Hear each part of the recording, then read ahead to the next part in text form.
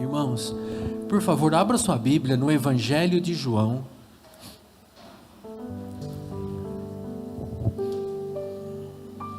Capítulo 1.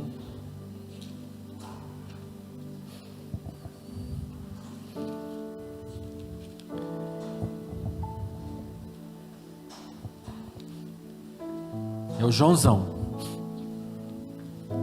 Ok? Capítulo 1, versículo 10 ao 13.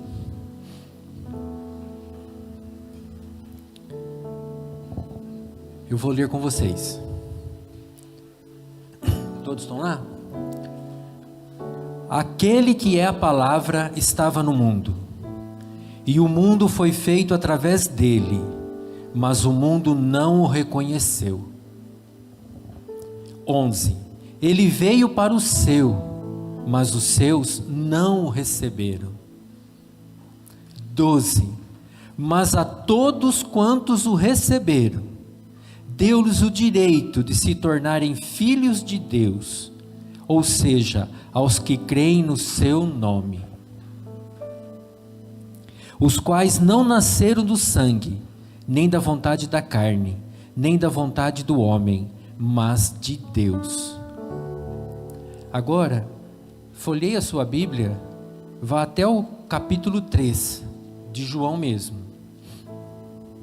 Vamos começar no versículo 1.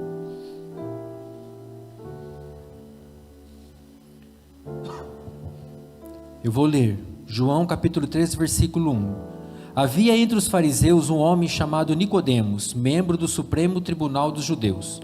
Ele de noite procurou a Jesus e disse-lhe: Rabi, sabemos que és mestre vindo da parte de Deus, porque ninguém pode fazer esses sinais que estão realizando se Deus não estiver com ele. Jesus respondeu-lhes declarando: em verdade te asseguro, se alguém não nascer de novo, não pode ver o reino de Deus. Nicodemos questionou-o: como pode um homem nascer sendo velho? Pode todavia entrar segunda vez no ventre de sua mãe e nascer novamente? Arrazoou Jesus: em verdade te asseguro, quem não nascer da água e do Espírito não pode ver o reino de Deus, entrar no reino de Deus. O que é nascido da carne é carne, mas o que nasce do Espírito é Espírito. Não te surpreendas pelo fato de eu te haver dito: deveis nascer de novo. O vento sopra onde quer, tu escutas o teu som, não sabes de onde vem nem para onde vai. Assim ocorre com aquele que é nascido do Espírito. Replicou Nicodemos: como pode acontecer isso? Respondeu-lhe Jesus: tu és mestre e não compreendes essas verdades?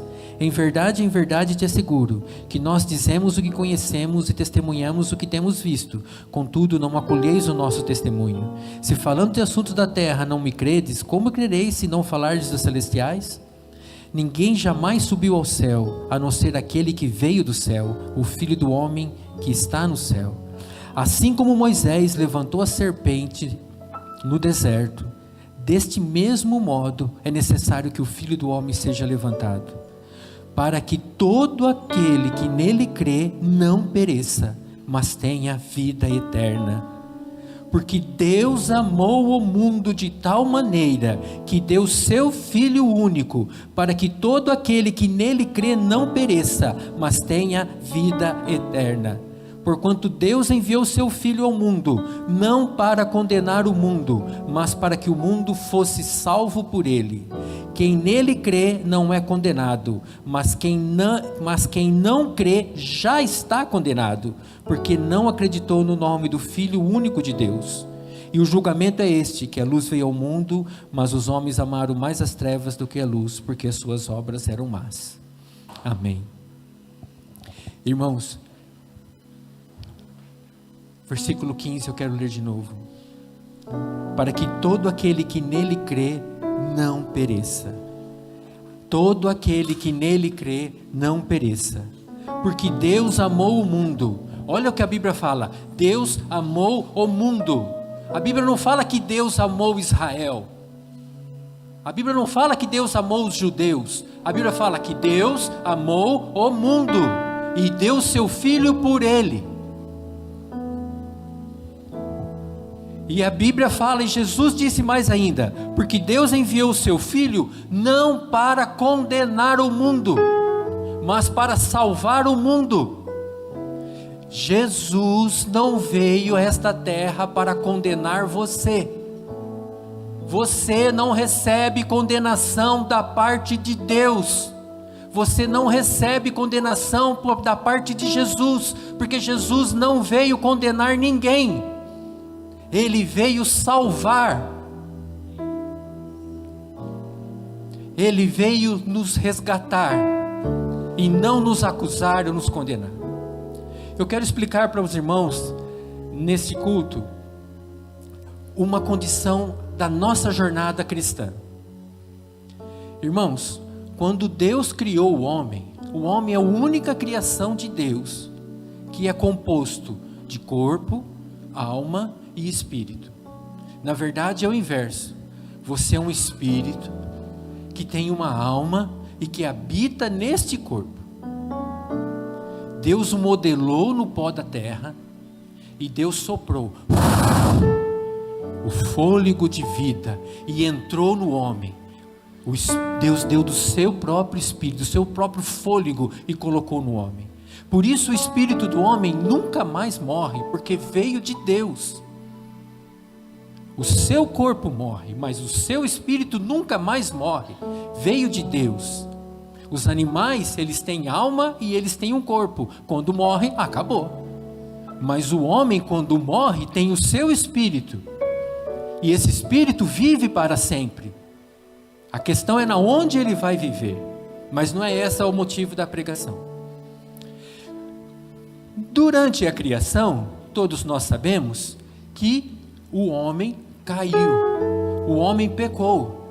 E esse espírito se separou de Deus. O homem continua tendo espírito, mas ele está separado de Deus. E só Deus pode dar vida. Então, na condição que o homem estava, quando o corpo do homem morresse, parasse de bater, a habitação do homem aqui na terra, o espírito do homem iria ficar separado de Deus para o resto da eternidade. Porque o espírito do homem não pode mais se aproximar de Deus por causa do pecado. Então Deus enviou seu Filho para resgatar a obra que o homem se perdeu no jardim. E é nisto que eu quero falar agora. Que Jesus disse assim: necessário vos é nascer de novo. Então, o espírito do homem precisa novamente se conectar a Deus. O espírito do homem precisa ser recriado. Recriado, que é o nascer de novo, tá? Então vamos considerar os nossos dias. Um dia você ouviu a mensagem e você decidiu por aceitar Jesus como seu único e suficiente Salvador, ok? Neste dia, eu não sei se eu posso mexer aqui, eu vou considerar aqui como um fato, ok? Você tem corpo, alma e espírito. No dia que você aceitou Jesus, o seu espírito se ligou com o Espírito de Deus e a vida entrou para você. Você tem vida. Naquele exato momento você tem vida, porque o Espírito de Deus está dentro de você. Ok? E esta vida que você recebe é de graça. Você não fez nada por merecer. Você recebe de graça esta vida. Então agora eu quero falar da redenção do corpo, depois eu falo da alma. Um dia, lá na frente, quando Jesus voltar, aqui é a trajetória da nossa vida, quando Jesus voltar, o nosso corpo, este corpo que você tem, vai ser transformado num piscar de olhos. E tudo quanto é coisa ruim do corpo, toda aparência, vai tudo ser jovem novamente.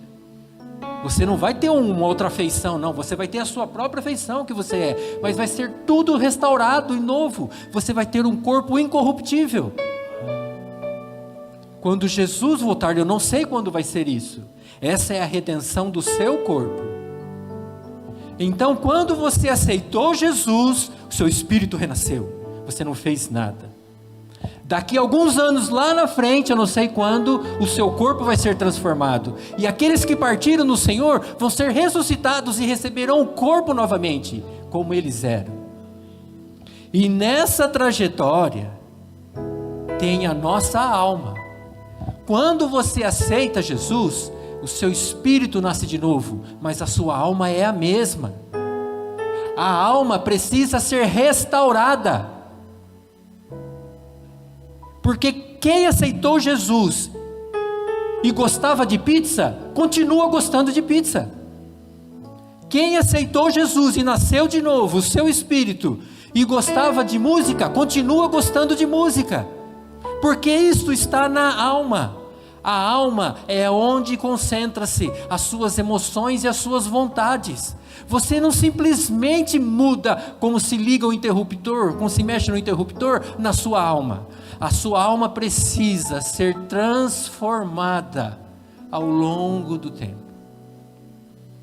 Por isso a Bíblia fala: desejai afetuosamente como meninos novamente nascidos. O leite racional, ele está falando da sua alma. Porque a sua alma vai passando por um processo de transformação. Você não deixa de ser chato porque você aceitou Jesus. E não deixa de ser legal porque aceitou Jesus. Porque isso é um processo de alma. Vocês entendem isso? Entendem isso? Ok. Então agora eu quero explicar como deveria ser esse processo. E depois eu vou explicar como acontece, como realmente acontece. Ok? Abra a sua Bíblia, folheia ela, lá no Salmo 23, por favor.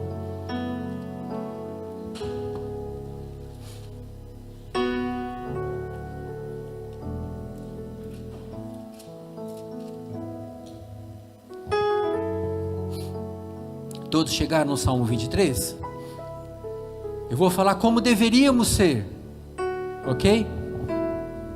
Salmo 23. Olha, eu nasci de novo, hein? Eu aceito, meu espírito nasceu de novo, tá? Então como eu devo declarar?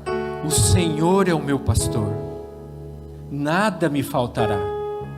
Eu deveria ser assim, certo? O Senhor é o meu pastor, nada me faltará. O Evangelho de João, capítulo 10, versículo 11, fala assim, Jesus falou assim: eu sou o bom pastor, eu dou a minha vida pelas ovelhas. Então você declara então agora para ele: o Senhor é o meu pastor, nada me faltará. Aí ele fala, continuando: em verdes prados me faz descansar, e para águas tranquilas me guia em paz. Esse é um estado. Restaura-me o vigor, conduz nos caminhos da onde? Conduz nos caminhos da justiça, por amor do seu nome. Ainda que eu ande pelo vale da sombra da morte, não temerei mal algum, porque tu estás comigo. Irmãos, você está na caminhada. E nesta caminhada, não é só coisa assim, tudo é maravilhoso. Ainda que nesta caminhada você ande pelo vale da sombra da morte, você tem confiança de que Ele está com você. Aí tem a Covid, tem o desemprego, tem a tristeza, tem isso, tem uma situação A, B, C, mas você, quando nasceu de novo, e você de fato está firmado no Senhor, quando você passar pelo vale, você sabe que Ele está com você. Versículo 5: tu preparas um banquete para mim na presença dos meus inimigos, ungindo a minha cabeça com óleo e fazendo transbordar o meu cálice. Irmãos, só se tem um banquete após a vitória. E olha o que o salmista fala: tu preparas para mim um banquete, uma mesa na presença dos meus inimigos. Significa o quê? Que a vitória já foi conquistada. Agora a pergunta é: quem são os meus inimigos? Os meus inimigos são as pessoas que não gostam de mim? Os meus inimigos são as pessoas que eu não gosto? Não, inimigo aqui não são pessoas, porque Deus ama todas as pessoas. Nós não estamos falando de seres humanos contra seres humanos.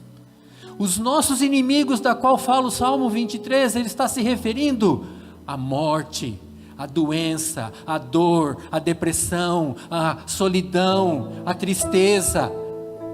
Então o Senhor está dizendo: preparas para mim uma mesa na presença da morte, da doença, da tristeza, da depressão, e faz o meu cálice transbordar.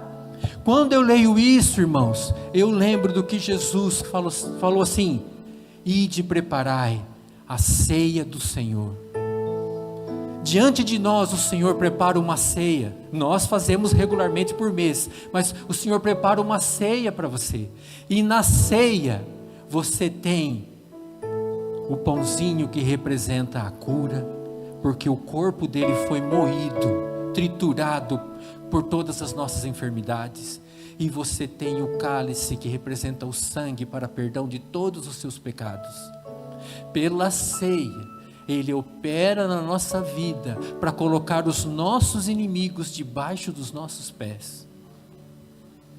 Debaixo dos nossos pés, quando eu creio, e derramo o seu Espírito para fazer o meu cálice transbordar, ungindo a minha cabeça, quando estou cheio do Espírito, mesmo diante dos meus inimigos que estão aqui.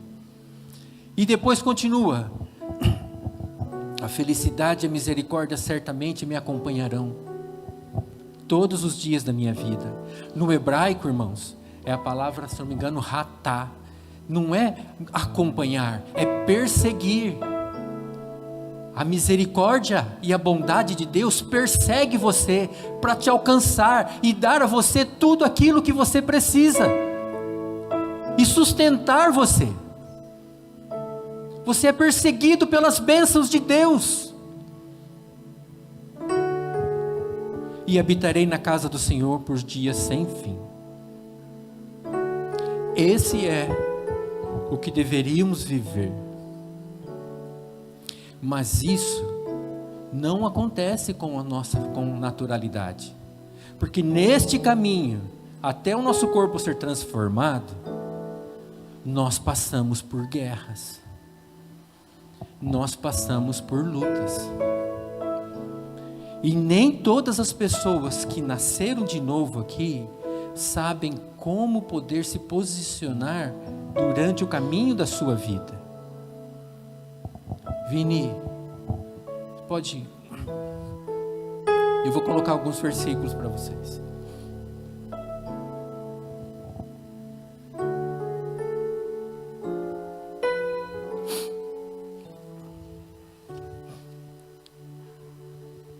Pode continuar. Isso. Porque o que acontece, irmãos? Nós recebemos Jesus, mas nós temos um inimigo, que a Bíblia chama de o Deus dessa sociedade, do Deus desse mundo. E o Deus desse mundo, ele tem artimanhas para poder cegar as pessoas de enxergar o que Deus tem feito para vocês. Então o apóstolo Paulo escreveu em 2 Coríntios capítulo 4, versículo 3. Ele fala assim, se o nosso evangelho está encoberto, para que estão perecendo aqui estão encobertos. O Deus da presente era perversa cegou o entendimento dos descrentes, e eu vou acrescentar assim em parênteses, dos crentes, há também alguns, a fim de que não vejam a luz do evangelho da glória de Cristo, que é a imagem de Deus. Mais um, Vini. Por quê? O que Satanás tem cegado a vida das pessoas? O que Satanás tem cegado até dos cristãos para que eles não enxergam? Isaías 54, 13 e 14. Todos os teus filhos serão discípulos de Yahvé. Grande será a paz dos teus filhos. Serás edificada sobre a justiça. A sua vida é edificada sobre a justiça. Livre da opressão. Nada terás a temer, estarás livre do terror, com efeito ele não te atingirá. Por que você está livre do terror? Por que você está livre do medo? Porque a sua vida está sendo edificada sobre a justiça. Que justiça é essa? Que justiça é essa? Essa justiça é que eu recebi no dia em que eu aceitei Jesus. É a justiça pela fé. É a mesma justiça que Abraão recebeu, e Abraão creu em Deus, e isso foi imputado como justiça. Abraão era perfeito? Não, mas a sua fé de que ele era o Salvador fez com que ele fosse declarado justo diante de Deus. E nem todos nós temos consciência de que nós somos justificados, independente do que nós somos justificados porque nós cremos e não porque nós fazemos. Tem diferença de justiça e de santidade. Santidade é uma coisa, justiça é outra. Primeiro vem a justiça e depois ocorre a santidade. E o que é a justiça? Mais um Vini. Visto que a justiça de Deus se revela no Evangelho, uma justiça que do princípio ao fim é pela fé, como está escrito: o justo viverá pela fé. Você não vive pelo que você faz, pelo que você entrega, você não vive pelas suas obras, você não vive pelo aquilo que você é, você vive pela fé, independente do que você é, ou o que você fez, ou o que você vai fazer. A sua fé é que está sendo edificada em cima da justiça de Cristo. Quando você consegue entender isso, você vai conseguir vencer, vai se cumprir o versículo anterior: o mal não te chegará, não terás a temer, estarás livre do terror, porque você vai dizer: eu não mereço, mas o Senhor Jesus merece, e eu recebo porque eu estou nele, e Ele está em mim. Jesus é a minha justiça, eu não sou a minha justiça. As minhas obras não me justificam em nada, sejam boas ou sejam más, mas Jesus já conquistou a justificação para as minhas coisas. Continua, Vini. Olha, Deus fez daquele que não tinha pecado a oferta por todos os meus pecados, para que nele nos tornássemos justiça de Deus. 2 Coríntios 5:21. Você pode declarar: eu sou a justiça de Deus em Cristo. Eu sou a justiça de Deus em Cristo. Você sabe o que isso significa? Que quando Deus olha para a sua vida, Ele não está vendo o seu comportamento, Ele está vendo a sua fé no Filho dEle. E a sua fé no Filho dEle se torna justiça para você. Então, quando eu nasço de novo, eu preciso entender isso. Eu estou edificado sobre a justiça de Jesus. E isto é um presente. Irmãos, justiça não tem intensidade. Uma pessoa é mais justa que outra, que é mais justa que outra. Não existe isso. Porque não é a justiça da pessoa. Você recebe a justiça de Jesus. E Jesus dá a mesma justiça para todos que o recebem. Não tem distinção de justiça entre uma pessoa e outra. Todos são justos diante de Deus, porque Deus enxerga o sangue de Jesus na sua vida. E você recebe, porque Deus está com você. A Bíblia fala na primeira carta do Evangelho de João. Na primeira carta de João. Assim como Ele é, nós somos nesse mundo. Assim como Ele é, nós somos nesse mundo. Então, se eu estou edificado pela justiça, se você está passando por um problema, você pode dizer: Jesus, você tem esse problema? Não, porque o Senhor está no céu. Assim como o Senhor é, eu sou nesse mundo. Então essa situação vai se passar, porque a minha fé está sobre a sua justiça, e não sobre o que eu faço ou o que eu fiz, e não sobre o volume das coisas que eu tenho. Você para, quando a sua fé está edificada na justiça de Jesus, você para de olhar para você, porque eu tenho que fazer mais ou menos. Você só olha para Ele. Você começa a andar olhando para Ele. E o Salmo 23 se cumpre na sua vida. Porque você descansa, porque não é a sua justiça. Você acha que Deus deixaria Jesus Cristo passar pelas suas dificuldades? Ou deixar ele cair? A Bíblia fala que nenhum dos seus ossos iriam se quebrar, que ele daria ordem aos seus anjos para que os seus anjos não deixassem ele tropeçar. Essa promessa também vale para você, porque Jesus está em você.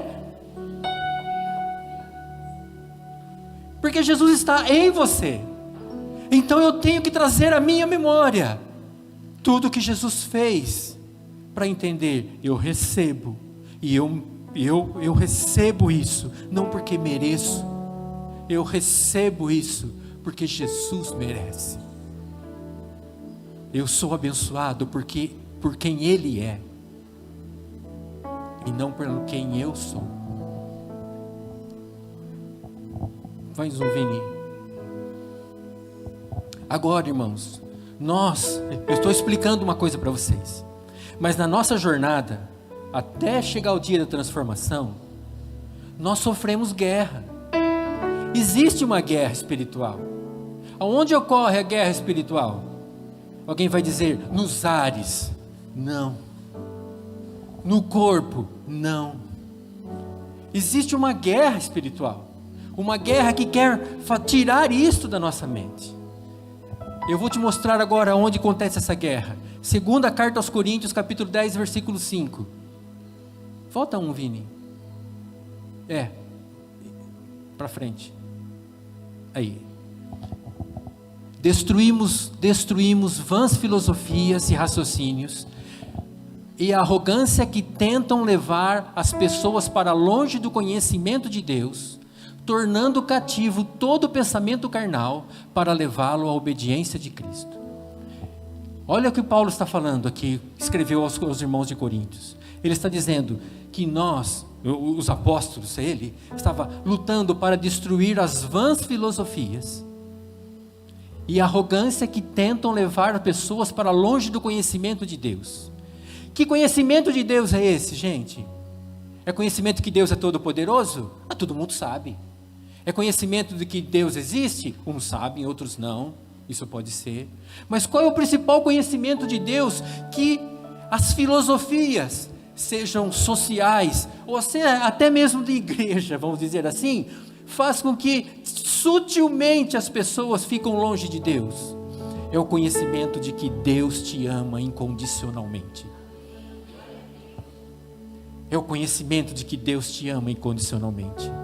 Na sociedade vem a pergunta, será que Deus existe? Eu creio nisso, eu creio naquilo. E às vezes dentro da igreja vem a pergunta, você não recebe porque você não faz isso, não faz aquilo, não faz aquilo outro. E isso afasta as pessoas de que Deus te ama, do amor de Deus.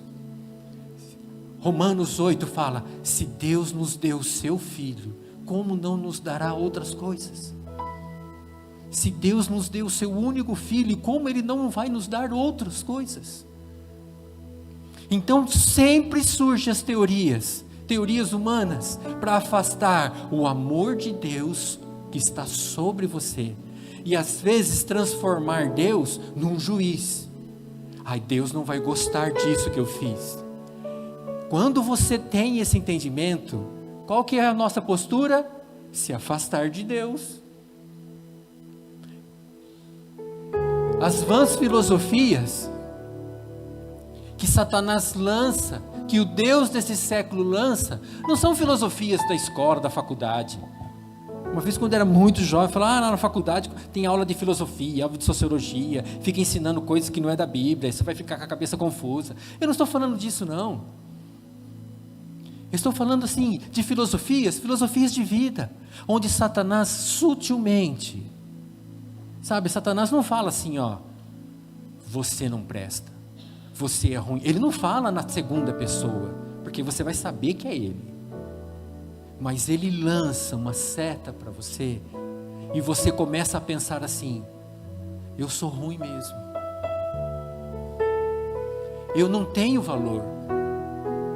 Ninguém gosta de mim. Se eu for fazer alguma coisa, aquilo que eu estou fazendo vai ser ruim, ninguém liga para o que eu faço. Então ele lança setas sobre você, para que você sinta menor, de menos valia, e começa uma batalha. Onde é a batalha do cristão, irmãos? A batalha do cristão é aqui na sua mente. As suas emoções seguem os seus pensamentos. Se ele faz você pensar que você não serve para nada, sua emoção vai te levar para baixo. E essa é a batalha que fica brigando contra a gente a vida inteira. E essa é a batalha que nos impede de progredir em conhecer ao Senhor.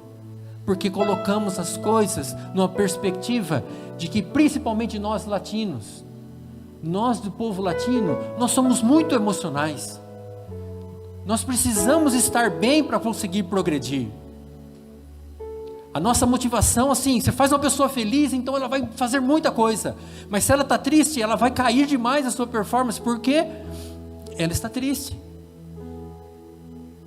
Diferente de outros povos, por exemplo, o asiático, que é mais racional. São características de povo, não quero dizer de melhor ou que é pior. Mas, sutilmente, Satanás tem lançado. Mas você não fez isso? Aí tem as mídias sociais. E as mídias sociais, ninguém posta foto em mídias sociais de estar triste, de que a família está ruim, de que ele está passando dificuldade. Difícil ter isso daí. Todo mundo é bonito, chique, lindo, maravilhoso, e fez isso, fez aquilo, e você olha assim, eu não faço isso, aqueles caras fazem, isso não acontece comigo, acontece com aquele lá. Isso dá um sentido às vezes, e ele começa a minar isso de dar menos valia para você. E você entra num buraco. E a sua mente vai se fechando. E você não consegue mais levantar a cabeça para olhar para o teu Salvador, que independente da condição que você está, Ele nunca te deixa, Ele nunca te deixa, Ele nunca se afasta de você, independente da condição que você esteja. E quando a gente está mal, é difícil de crer nisso, porque nós somos preparados pela sociedade para um sistema de troca. A nossa sociedade é baseada na troca. Você gosta de mim, eu gosto de você. Você me faz isso para mim, eu faço isso para você. Eu faço isso, então eu te retribuo com isso. É o normal. Mas a nossa mente não está preparada para quando você não fez nada. Tem alguém que te ama demais e te dá aquilo que você não merece. Isso confunde a mente. Foi por isso que Deus enviou o Espírito Santo, para ensinar o amor dele incondicional para nós. Porque no sistema da lei, era um sistema de troca, obedece e é abençoado, não obedece e está punido. A nossa mente está preparada para isso. Mas no sistema da graça, obedece e é abençoado, não obedece e é abençoado. Mas como que posso? Eu não mereço. Eu não mereço, mas é abençoado. A Bíblia fala que aqueles que o recebem, eles se tornam descendentes de Abraão. Nós somos sementes de Abraão. Em Gálatas 3:29 fala isso. Você é descendente de Abraão. Você quer saber como Deus trata um descendente de Abraão? Leia Gênesis, a vida de Isaac. Isaac era o filho natural de Abraão. Isaac viveu. Isaac errou, mas Deus o protegeu. Isaac prosperou. Isaac viveu longas datas. Isaac foi feliz. Deus sempre o protegeu, sempre deu a ele favor, mesmo quando ele não merecia. E Isaac nunca perdeu a sua condição de filho, independente da condição que ele estava. Porque Deus não trata num regime de troca. Porque Ele é amor. Se fosse um regime de troca, Jesus não teria vindo. Jesus não teria vindo. E o Deus desse século começa a preparar, montar argumentos para que você fique mal.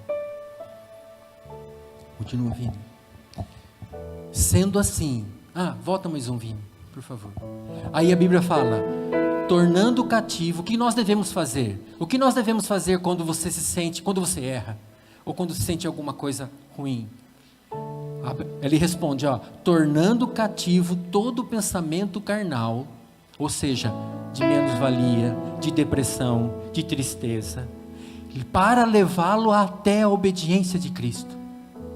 Algumas pessoas interpretam isso como assim: os nossos pensamentos têm que obedecer a Cristo. Isso é lei, isso é impossível de acontecer, ninguém consegue. Mas não é isso que ele está falando. Ele está falando assim: pegue esse pensamento ruim, que você acha que você não merece, que você não presta, que você não tem salvação, e leve esse pensamento até a obediência de Cristo. O que significa levar até a obediência de Cristo? Mais um, Vini, agora vai.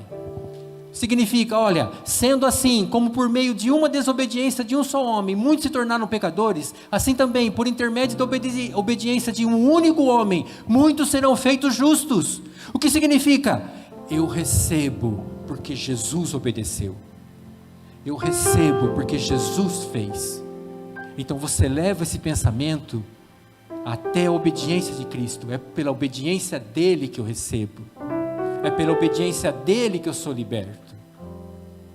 E aí você se liberta dessa situação. Continua, Vini. Jesus disse: eu sou o bom pastor. Ele, o bom pastor, dá a sua vida pelas ovelhas. Continua, Vini. O que são as fortalezas que o Satanás coloca na nossa vida? Como eu já falei: medo, depressão, rejeição, solidão, doenças. São batalhas na nossa mente. São batalhas diárias que nós enfrentamos. Como eu venço essas batalhas? Mais um, Vini. Como eu venço nossas batalhas?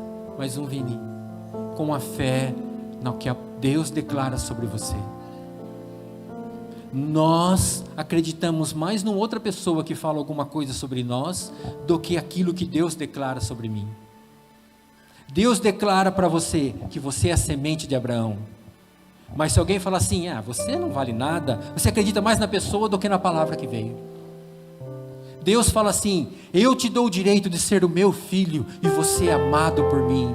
Mas se alguém fala: eu te odeio, você acredita mais na pessoa que te odeia do que na palavra que Deus deu para você. Então nós precisamos mudar a nossa mente e crer no que a palavra está falando para nós. Qual é a opinião de Deus sobre nós? E firmar os meus pensamentos nesta opinião. Mais um, Vininho. Olha que Jesus falou, Marcos 11:22, observou-lhe Jesus: tende fé em Deus. No original, sabe o que significa? Tende a fé de Deus. Tenha a fé de Deus. Deus no início, estava tudo escuro, não existia nada. O que Deus fez? Deus falou: haja luz. Deus não falou assim, está escuro, hein? Porque ia ficar mais escuro ainda.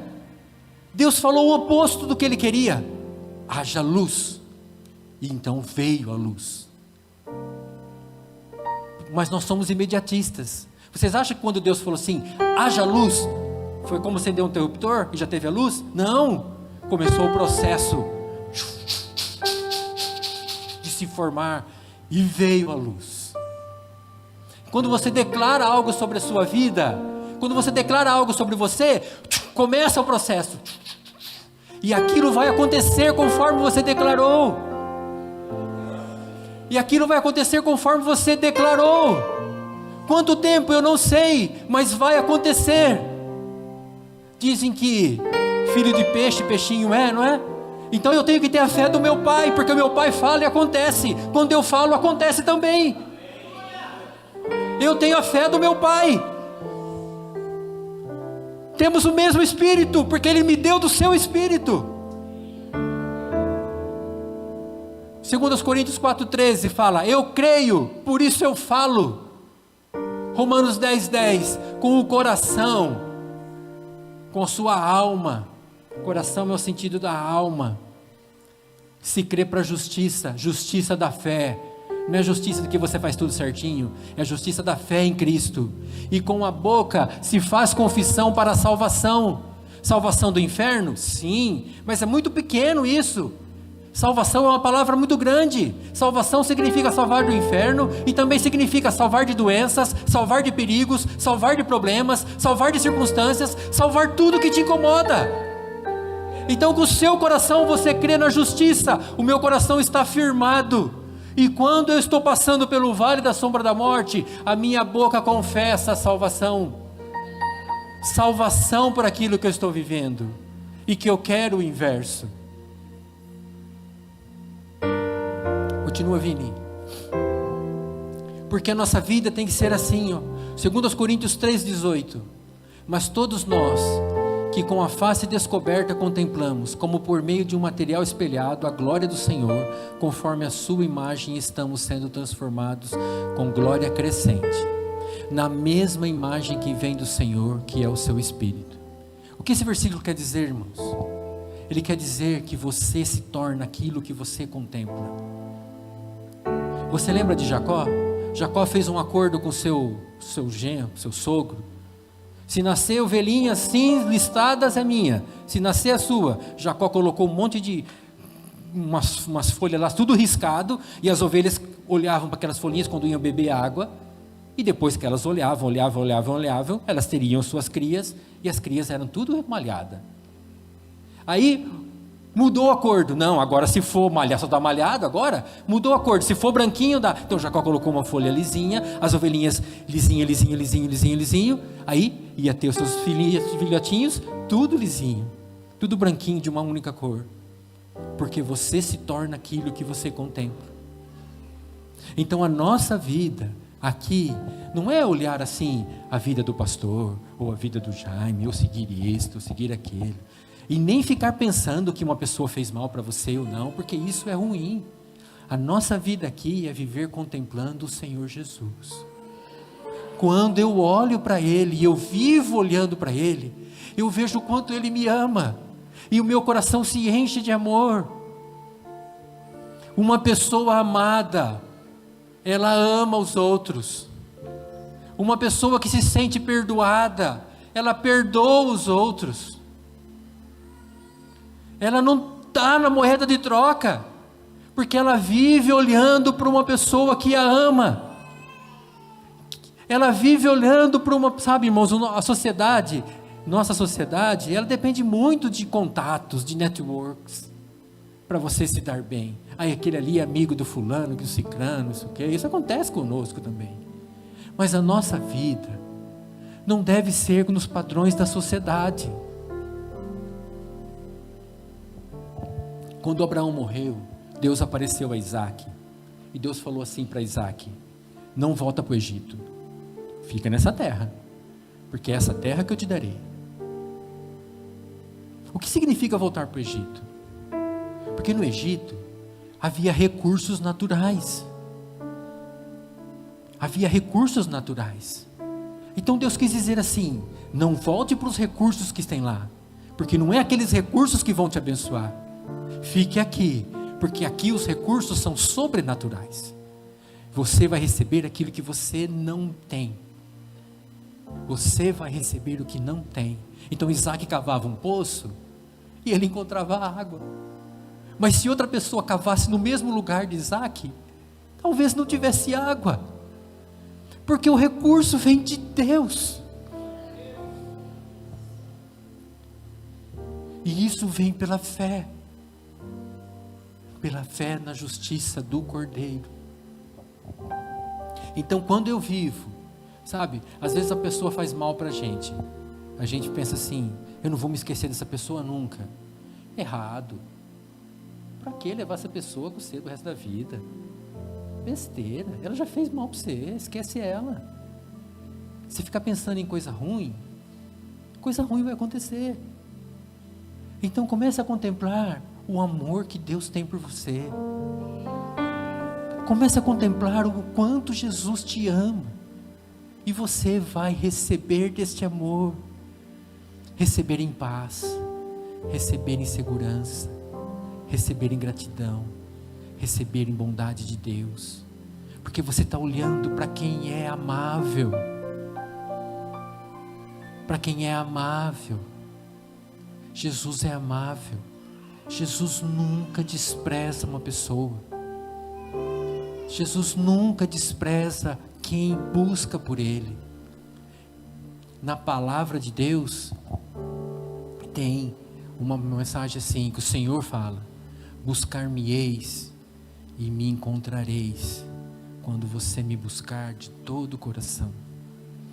Quando você buscar com vontade de que buscar mesmo, não por aparência dos outros, mas quando você buscar porque você o ama mesmo, você vai encontrá-lo, ele vai se manifestar a você. Ele não rejeita ninguém em nenhuma circunstância. E ele vai. Olha, quando acontece isso, nós olhando para Jesus, sabe o que acontece na nossa vida? Nós começamos a gerar frutos. Você começa a dar frutos, porque você olha para quem é todo amável, e aí o Espírito Santo opera em você, entende? Quando fala de obras, quando fala do homem, quando fala das coisas que é do homem, a Bíblia fala de obras, mas quando fala das coisas que é de Deus, ela fala de frutos. Então quando você contempla Jesus e o Espírito Santo cresce na sua vida, você começa a gerar frutos do Espírito, não seu. Você sente paz porque você sente segura, sente seguro. Você ama as pessoas mesmo que elas não gostem tanto de você. Você sente uma alegria mesmo quando não é momento tão oportuno para isso, porque o fruto é do Espírito. E você sabe, tenha confiança que o pastor te protege, que o pastor está com você. Mas não, Vini, e a santidade, irmãos? Olha, falamos de justiça, né? Justiça é um presente incondicional, ok? E agora entra a santidade nesse caminho. A santidade é algo das minhas escolhas. Tem pessoas que têm uma santidade maior e outra menor por conta daquilo que ela se dedica, é dela, o quanto que ela quer mais ou quer menos, certo? Só que santidade tem que entender o que é isso de verdade. A princípio você se separa mais para Deus, tá certo? Isso é fato. Mas existe uma santidade que eu pratico aos olhos dos homens, e existe a santidade que Deus vê. Porque Deus não vê o que o homem vê, Deus vê o coração. Foi isso que Deus falou para os profetas Samuel.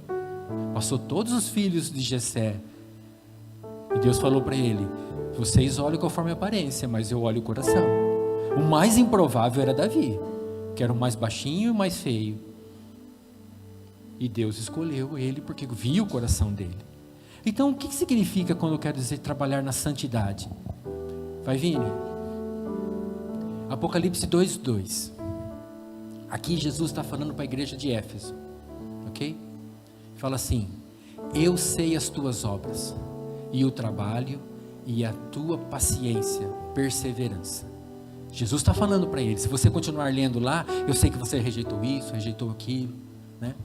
Então, esses 3 itens, eu sei o quanto quais são as suas obras, né?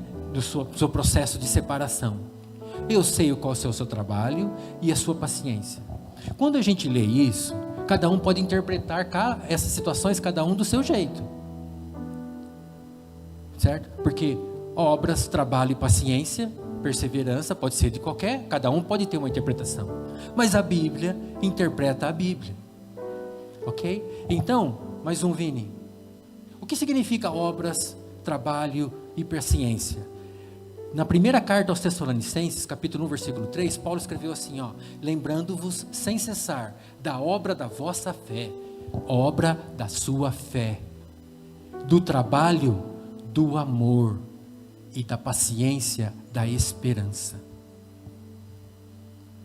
É isto que significa: eu sei as tuas obras, o seu trabalho e a sua perseverança, as suas obras da sua fé, do trabalho do seu amor e da paciência da sua esperança. São essas 3 coisas que separam o homem para Deus, que santificam o homem cada vez mais, porque é isso que Deus espera. As obras da sua fé é em que você crê, como você crê, só Deus sabe cada um. trabalho do seu amor, Deus está olhando quanto você é legítimo ao fazer algo por alguém, se tem interesse por trás, ou se você está amando aquela pessoa independente de troca. Porque se Deus nos dá independente de troca, nós devemos dar aos nossos irmãos independente de troca também. Porque nós somos filhos. E da paciência da sua esperança. Tem pessoas que esperam a volta de Jesus, mas talvez ela ache que é uma chatice. Sabe, às vezes, tem pessoas que pensam, a vida cristã é mais chata do que a vida social. Tem pessoas que podem pensar isso, porque lá se diverte, aqui não. Mas como pode ser isso? Jesus declarou assim, eu vim para vocês terem vida, e terem vida com abundância. Vida com abundância, como pode ser mais chato? Tem pessoas que pensam que estar na vida cristã é um sofrimento, ou é só dificuldade, mas Jesus declarou, no Evangelho de Mateus, tomai sobre vós o meu jugo, porque eu sou manso e humilde de coração, eu não ponho peso sobre vocês. Como pode ser pior? Então, dessas três coisas nos santificam. Continua, Vini: fé, esperança e o amor. Aí, Jesus continua nas cartas aos Tessalonicenses, à igreja de Éfeso. Tenho, porém, contra ti, que deixaste o teu primeiro amor. Lembra-te, pois, de onde caístes. Arrepende-te e pratica as primeiras obras. Quando eu era mais jovem, eu pensava assim, o primeiro amor é quando eu perco a empolgação por Jesus. E eu começo a esfriar e me afastar, esfriar e me afastar. Jesus não falou para uma igreja que ela estava se afastando. A Bíblia fala assim, Deus nos amou primeiro, por isso nós o amamos. João escreveu isso. Ele me amou primeiro, por isso eu o amo. Essa é a essência da nova aliança. Então, quando Jesus disse para a igreja de Éfeso, eu tenho contra ti que deixaste o teu primeiro amor, foi que aquela igreja esqueceu que Deus o amava incondicionalmente e colocou o relacionamento com Deus no plano de troca. Eu faço isso, eu faço isso, eu faço aquilo. Por que eu posso falar isso para vocês? Porque ele fala assim, lembra de onde caíste, arrepende e pratica as primeiras obras. No versículo anterior, volta um aí, Vini, obras da vossa fé. O que é obras? Da vossa fé, não é o que você faz. Então, quando Jesus disse, você deixaste o teu primeiro amor, é porque você se esqueceu, sabe? Quando você aceitou Jesus, alguém pregou, e o seu coração se encheu de amor, porque você se sentiu amado. E aí eu quero receber Jesus como meu único e suficiente Salvador, porque eu me senti amado, Ele me amou, então eu me entrego. E com o passar do tempo, nós queremos tanto agradar a Deus, que sem perceber, tem uma mudança na nossa vida, que a gente fala assim, eu quero fazer isso, eu quero fazer isso, eu quero fazer aquilo, eu quero fazer aquilo, e eu começo a colocar um plano de troca com Deus, e parece que Deus me ama porque eu estou fazendo aquilo. Não, Deus te ama em todas as circunstâncias da sua vida. Óbvio que se você fizer, quanto mais você faz, mais relacionamento você tem. Olha para a vida de Jesus. Quando Jesus exerceu o ministério dele aqui na terra, Jesus orava quase todas as noites e a noite inteira. E quase não dormia. Porque isso é relacionamento. Ele sabia que tinha a bênção de Deus sobre ele. Mas ele conversava com o Pai, para a construção da sua vida, do que fazer, que passo dar, para onde ir. Isso é relacionamento. Aqui nós estamos falando de que você não pode colocar o plano de Deus, do amor de Deus, numa base de troca. Isso é deixar o primeiro amor que Deus te deu. Eu estou falando isso para que cada um tenha confiança do que a obra que o Senhor está fazendo na sua vida, ela não para. O Senhor que começou uma obra na sua vida não vai parar até ser dia perfeito. Isaías escreve que a glória do justo, ela vai aumentando o seu brilho dia após dia, dia após dia, dia após dia, até ser dia perfeito. Deus vai construindo isso na sua vida. E é mais fácil para nós quando a nossa construção está feita sobre a justiça de Jesus. Eu recebo a justiça de Jesus. Porque de graça, e Deus me abençoa. Você lembra que Jesus falou assim, buscai o reino de Deus e a sua justiça, e todas as coisas vão ser acrescentadas na sua vida. Então, quando você tem a justiça, está firmado sobre ela, todas as coisas são acrescentadas na sua vida. Aqueles desejos mais pequenos ou mais grandes que estão na sua vida, eles vão se transformando numa realidade. Porque não é porque você merece, é porque Jesus está em você. Mais um, Vini. Mais um. Nós, Tessalonicenses 5:8, nós, no entanto, que somos do dia, sejamos sóbrios, revestindo da armadura da fé e do amor, tendo por capacete a esperança da salvação. Irmãos, nessa jornada, do dia que você nasceu de novo até o dia que o Senhor vai te chamar, você é bombardeado por muitos pensamentos. Então a Bíblia fala, se revista do capacete da salvação. O capacete não salva, ele te protege. Nunca perca a esperança, nunca perca a sua fé, de que o Senhor é o teu Senhor em todas as circunstâncias. Isso te dá perspectiva de bons dias, de dias melhores, sempre estarão por vir na minha vida. E dia a dia as coisas na nossa vida vão melhorando, dia a dia. Deus não dá tudo de uma vez. É igual o sistema, o regime do maná. Deus não dá o maná para o mês inteiro, Deus dá o maná pro dia. E dia a dia vai melhorando, e dia a dia vai melhorando, e dia a dia vai melhorando. Você pega hoje e lembra dos últimos 5 anos, você vê quanto mudou. E parece que foi suave. Porque esta é a obra que o Senhor vem fazendo nas nossas vidas. Mais um, Vini. E para encerrar, irmãos, eu queria deixar esse versículo para vocês. Eu sou o bom pastor. Não esqueça disso. Jesus é o bom pastor da sua vida. Te conhece, te ama de uma maneira sem restrição, porque Ele te fez. João 10:10, eu vim para que tenham vida, e tenham em abundância, vida em abundância. Firme a sua fé na base da justiça de Cristo, vida em abundância vem sobre você.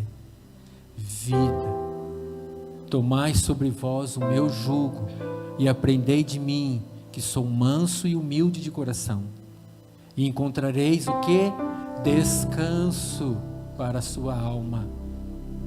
Tomai sobre vós o meu jugo, e você vai encontrar descanso. Como um jugo pode dar descanso, gente? Porque o meu jugo é suave, e o meu fardo é leve. No ministério de Jesus, você diz, eu tenho fome, e o Senhor Jesus fala, eu sei que você tem fome, então come. Eu tenho sede, eu sei que você tem sede, então beba. Eu tenho sono, eu sei que você tem sono, então durma. Porque o ministério de Jesus é suprir, é suprir, é suprir. Ele não veio condenar, Ele veio suprir aquilo que falta na sua vida, para que você tenha uma vida abundante. Nós somos imediatistas, queremos que tudo ocorra no minuto seguinte, mas não é assim. É uma construção, é uma edificação sobre a justiça. Eu gostaria, de tudo que foi falado nesta manhã, você não se esqueça de uma situação. Jesus é a tua justiça. Você merece, você recebe, mesmo quando não merece. Olha para Ele, contempla a beleza dEle, contempla a bondade e a formosura dEle. Ele cuida de você. Sabe, eu fico imaginando os apóstolos. Pedro era afoito, Pedro era isso, era aquilo, e falava coisas. Eu fico imaginando um dia que estavam todos reunidos e Pedro fala uma besteira. Ixi, falei besteira. Aí eles olhavam todo para Jesus, porque o mestre estava lá. E eu acredito que Jesus reagia assim, com um sorriso para eles. Você não está condenado. Você não está condenado. Vinha um sorriso de salvação. Vinha um sorriso de salvação. Não tem condenação sobre a sua vida. Não tem condenação sobre a sua vida. O Deus que está lá no céu, que enviou o único filho, esse filho é tão amoroso. O mundo, irmãos, vai para o inferno por causa de um único pecado, como eu li agora no Evangelho de João. Quem não crê já está condenado. Quem não crê já está, porque não creu. Porque quem crê recebe o perdão de todos os pecados. Assim como Abraão creu, e isso foi imputado como justiça. Não foi porque Abraão fez, foi porque ele creu. Quando você crê, você recebe a justiça de graça. De graça. E todas as coisas cooperam para o seu bem, até o dia da volta dele, ou até o dia que ele te chamar. E somos luz.